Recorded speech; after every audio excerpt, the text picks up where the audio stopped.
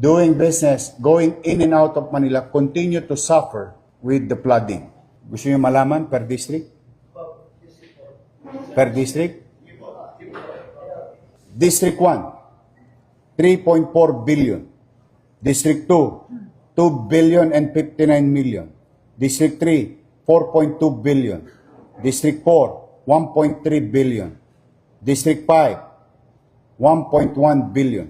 District 6, 2 billion and 60 million.